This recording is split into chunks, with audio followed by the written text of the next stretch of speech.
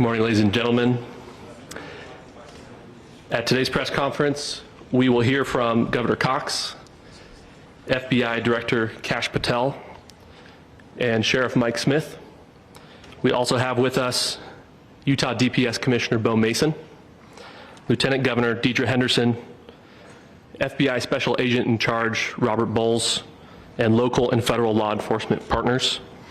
Following the remarks today, Governor Cox, Director Patel, and Commissioner Mason will take questions. Thank you.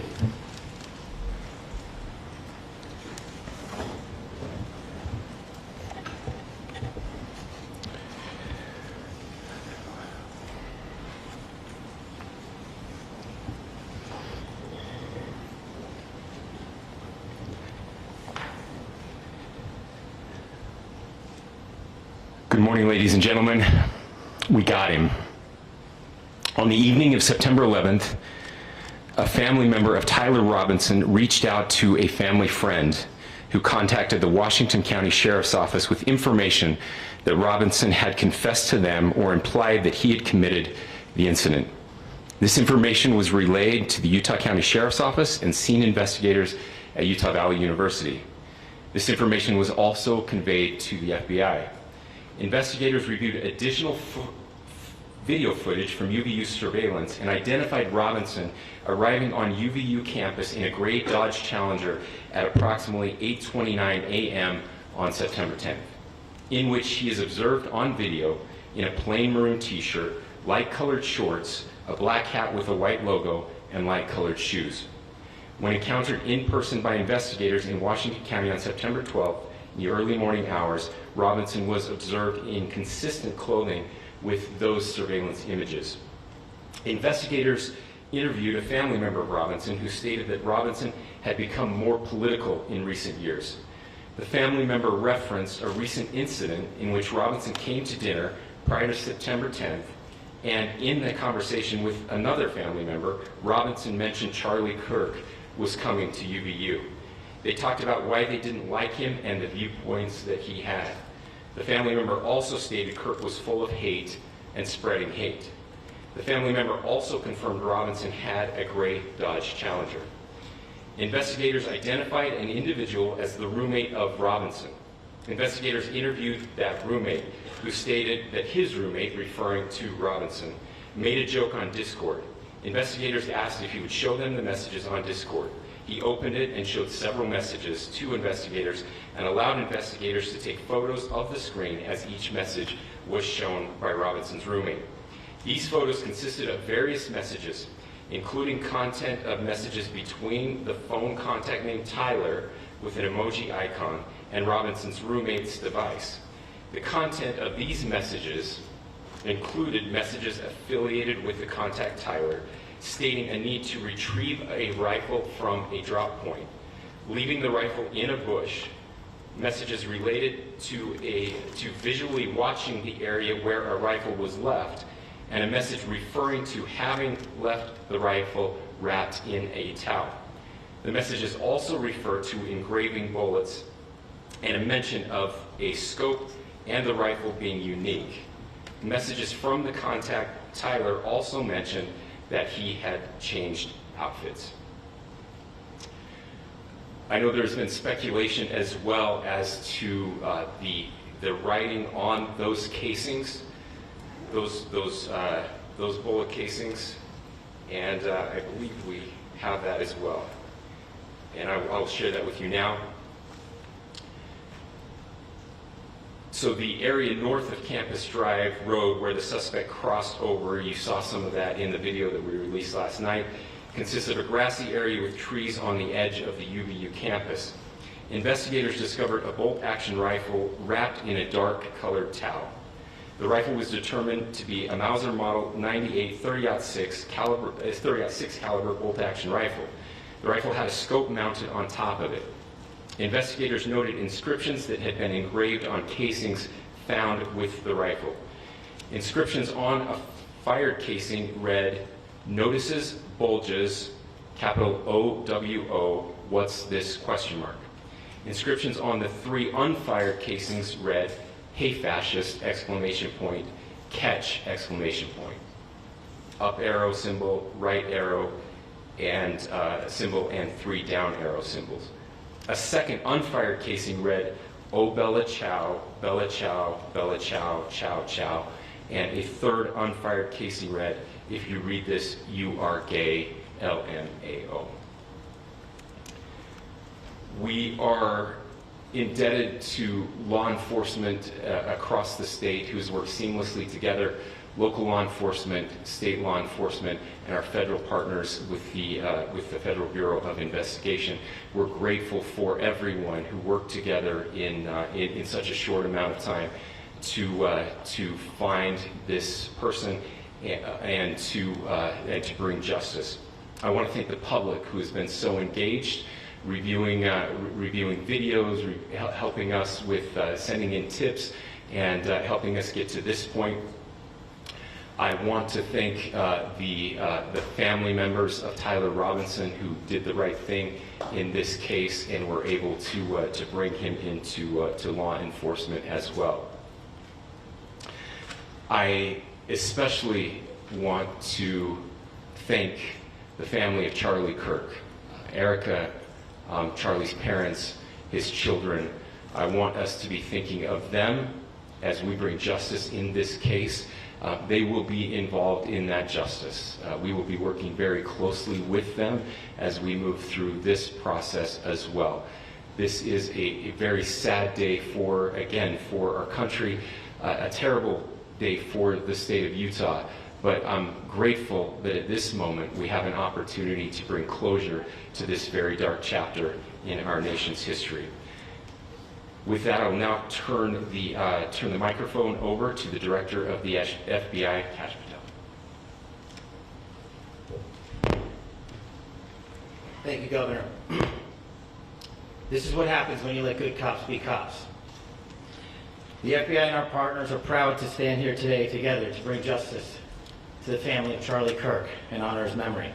I want to express my deep gratitude to President Trump, the Vice President, and the entire White House who have been so incredibly supportive with both resources and just personally to the FBI as a team. They had our backs the entire way, and I just want to express my gratitude for giving us the resources we need to operate in this space to bring this sort of justice at this sort of speed. In 33 hours, we have made historic progress for Charlie. Governor Cox, our partnership has been absolutely incredible these last few days. Our partnership will endure. Your state and local partners, your sheriffs, your DPS community has been unbelievably impressive in the hardest of times. And a case like this cannot be solved, cannot be brought without partnering with your state and local authorities. The FBI has a certain role to play. We will play that role, and we will lead after the federal government. Governor Cox, we are so grateful for your state partnership that led out on this investigation. A little bit of the timeline. Charlie was shot at 12:23 p.m. on Wednesday. The first FBI agents arrived on scene in 16 minutes with chiefs of police at 12:39 and secured the scene. The FBI immediately launched fixed-wing assets. We utilized these assets to transport personnel, specialty technicians, hostage rescue teams. We also utilized these assets to go back and forth from the East Coast and here in Utah to transport forensic evidence and other evidence that will be analyzed and is being analyzed at our FBI laboratories in Quantico and other laboratories, including the ATF. At my direction, the FBI released the first set of FBI photos of the suspect at 10 a.m. local time on 9/11. Then, shortly thereafter, the FBI reward of $100,000 was released at 10:45 a.m. local. Myself and Deputy Director Bongino arrived on the scene at approximately 5:30 p.m. on 9/11. The governor led a press conference last night at approximately 8 p.m., where at my direction, the FBI released a never-before-seen video of the suspect. We also released new images to the public of the suspect. And just last night, the suspect was taken into custody at 10 p.m. local time.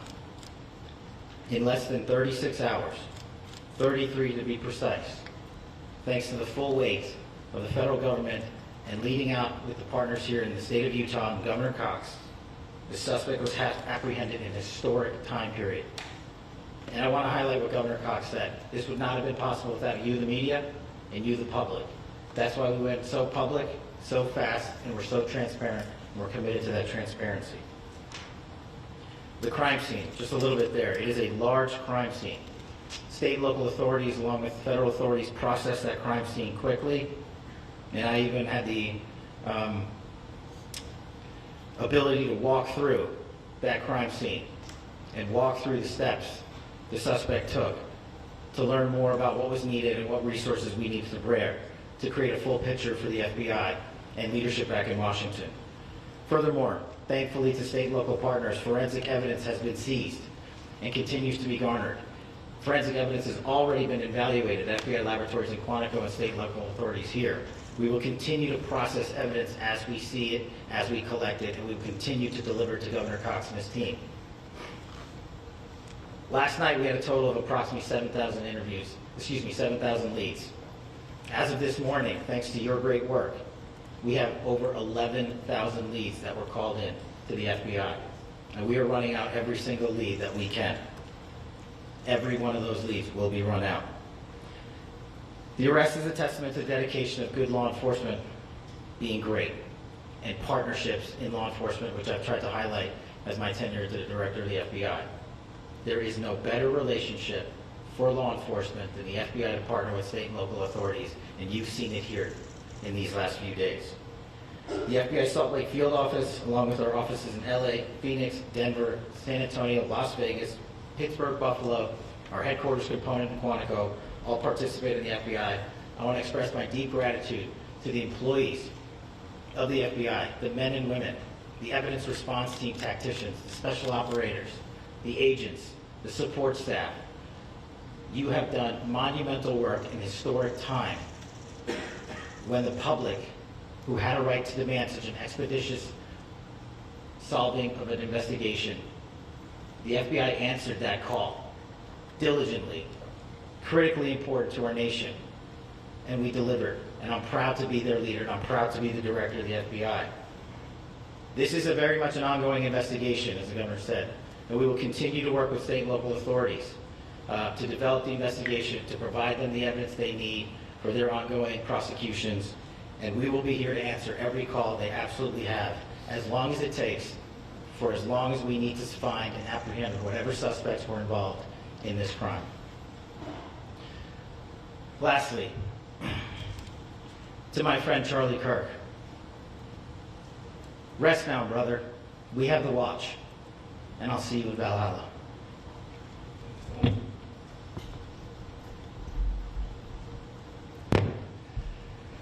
Thank you, and good morning. I would just like to take a few minutes as the sheriff to express my gratitude for everybody who has played a part in this investigation. As you know, it's been a vast, a complicated, and a very, very fast-paced investigation. You're looking at people standing up here who are running on, if they got an hour's sleep in the last couple of days, they're probably lucky. It has been very taxing. It has been so impressive speaking on behalf of the local law enforcement to see the cooperation that we've seen in this type of case. Across the state, sheriffs, chiefs, our state partners have stepped up and have come to the call on anything that we needed. Our county chiefs have been phenomenal. Our Utah County Attorney, Jeff Gray, who's standing up here with us, has been phenomenal in leading us through this investigation. I would like to thank the federal government for their resources, their assets. Our local team here, our FBI team, has been extraordinary in helping us work through this and bring this person to justice. Most of all, I would like to thank the public, and specifically, I would like to thank the public who turned to prayers and who turned to positiveness for us. I would like to thank them on behalf of the law enforcement community, because we needed those prayers. That's what we needed to get through this. We needed your support, and you gave it to us. We needed your patience, and you gave it to us. And I would like to thank you for the Kirk family, because that's what they need, is your support and your prayers, and that will get us through all of this. So thank you everybody for everybody that has stepped up. We've had such a phenomenal response to this. Thank you.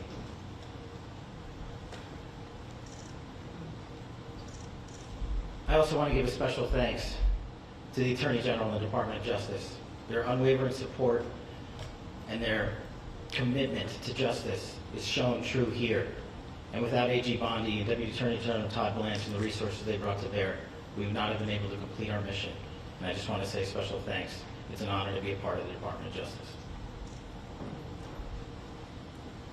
Thank you again to our incredible law enforcement team who has worked so hard. Sheriff, I got a solid 90 minutes last night, so I'm probably the most well-rested person up here.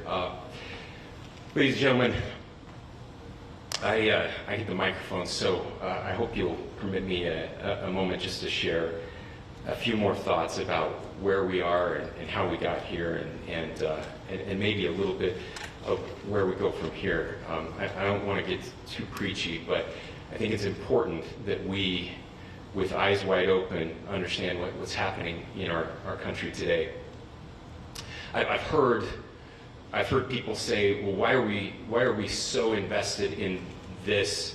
There's violence happening all across our country, and violence is tragic everywhere, and every life taken is a child of God who deserves our love and respect and dignity. This is certainly about the tragic death, political assassination of Charlie Kirk. But it is also much bigger than an attack on an individual. It is an attack on all of us. It is an attack on the American experiment. It is an attack on our ideals. This cuts to the very foundation of who we are, of who we have been, and who we could be in better times. Political violence is different than any other type of violence for lots of different reasons. One, because in the very act that Charlie championed of expression, that freedom of expression that is enshrined in our founding documents, in having his life taken in that very act, makes it more difficult for people to feel like they can share their ideas, that they can speak freely. We will never be able to solve all the other problems, including the violence problems that people are worried about, if we can't have a clash of ideas safely and securely. Even, especially those ideas with which you disagree. That's why this matters so much. Over the last 48 hours, I have been as angry as I have ever been, as sad as I have ever been. And it was, as anger pushed me to the brink, it was actually Charlie's words that pulled me back. I'd like to share some of those, and specifically right now, if I could, I need to talk to the young people in our state, in my state, and all across the country. As President Trump reminded me, he said, you know who really loved Charlie? The youths. And he's right. Young people loved Charlie, and young people hated Charlie. And Charlie went into those places anyway. And these are the words that have helped me. Charlie said, when people stop talking, that's when you get violence. He said, the weak can never forgive.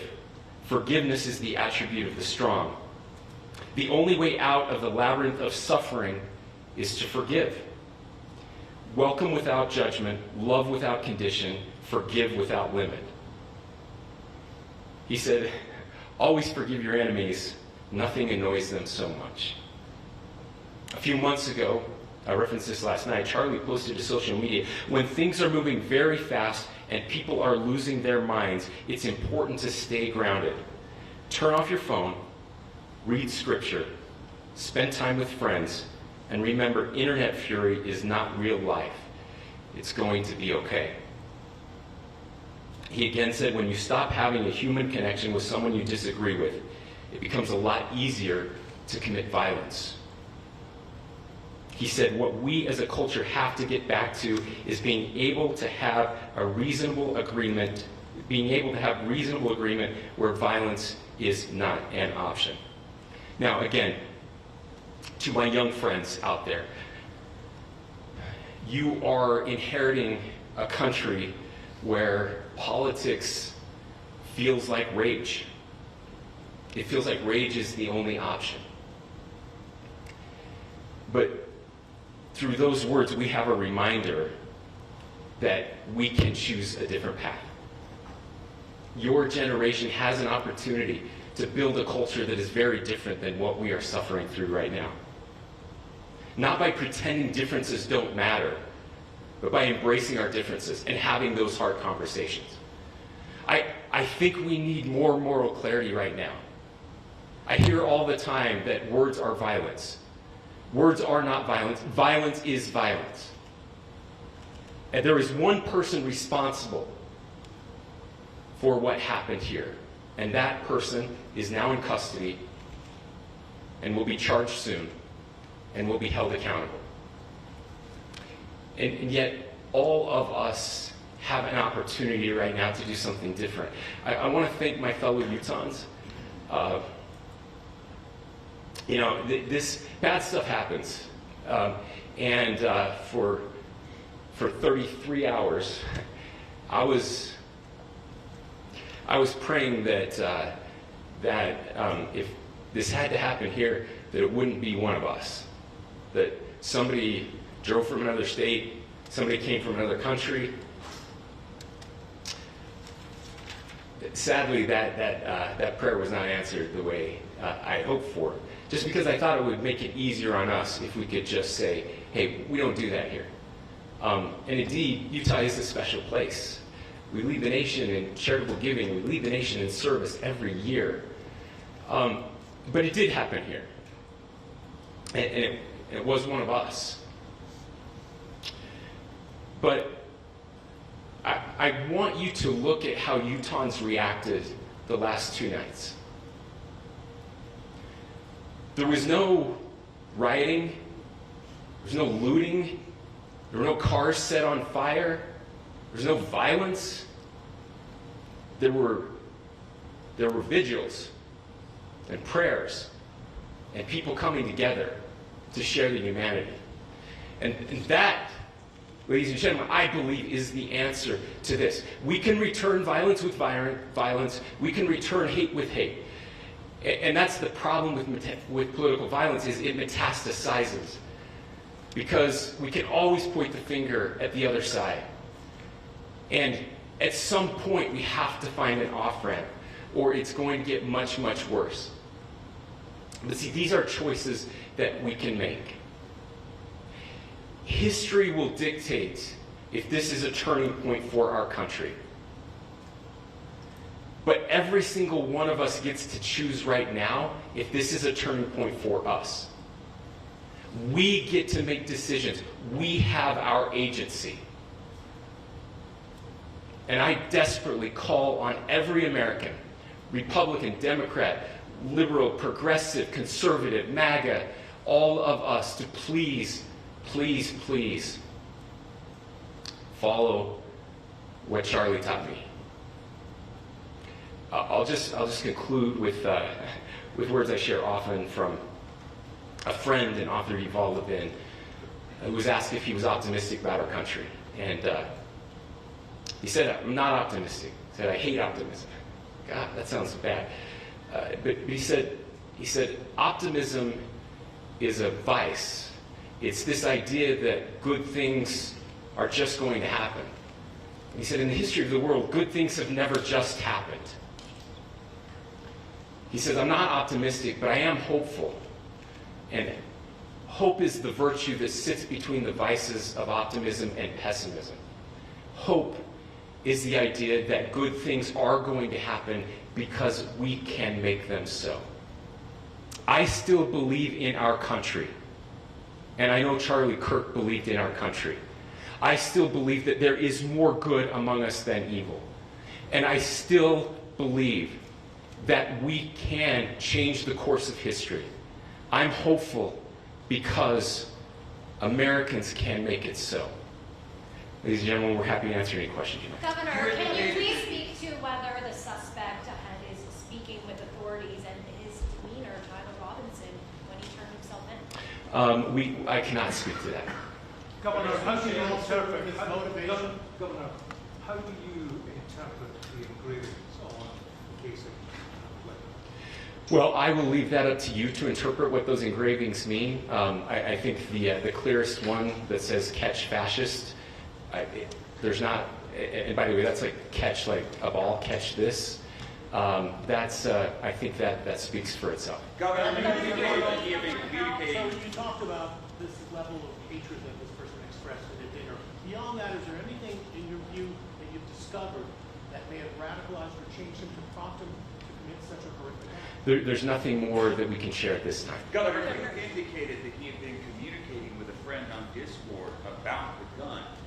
Do you anticipate any more arrests? We do not at this time have any information that would lead to any additional arrests. Do you believe he acted alone? Yes. But the investigation is ongoing.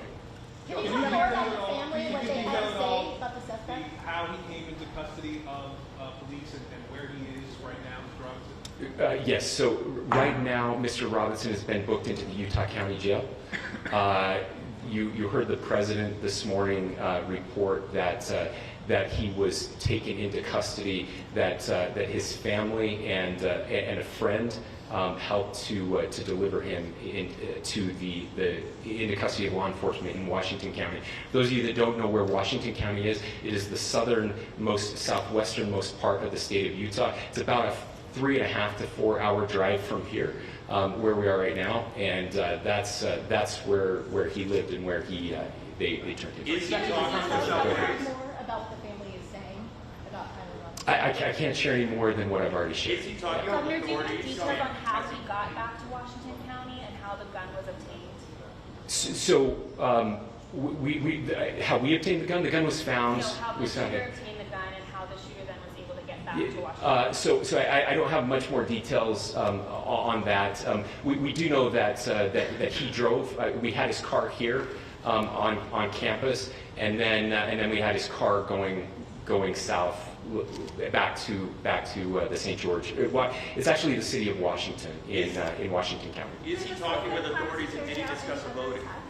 I'm sorry. Did the suspect plan to carry out any other attacks? We don't have any information that Are you release. going to be releasing the mugshot? Yes, in fact, it was just released. Is he Yes. talking with authorities and did he discuss a motive?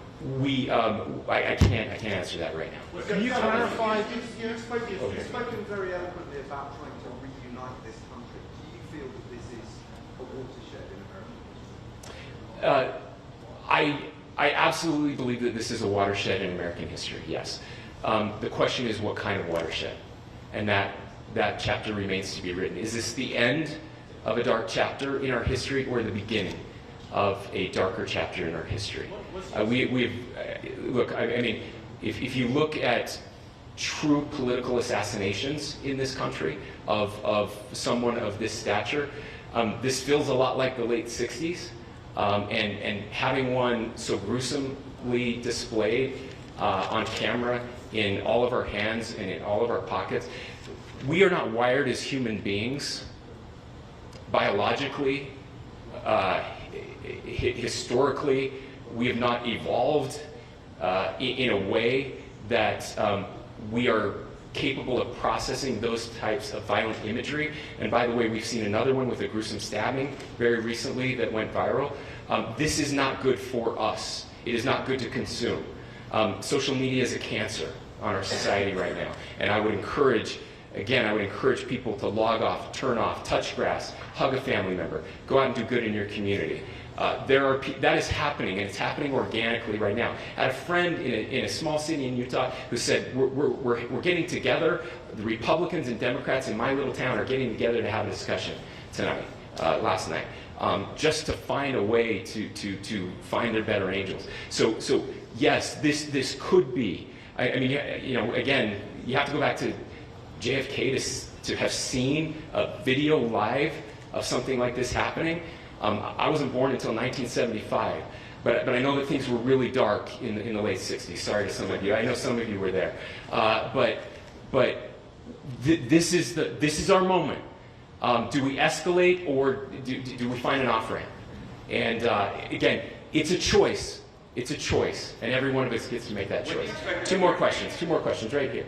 Could we clarify that the release of those enhanced images at 8 p.m., the timeline that Director Patel gave us, led to the arrest at 10 p.m.? Is there a direct connection between those two events? I cannot comment if there is a direct connection or not, but all I can say is that that through some process, the family came to know that this had happened. One more thing, Governor. Could you just clarify the clothing issue you mentioned earlier?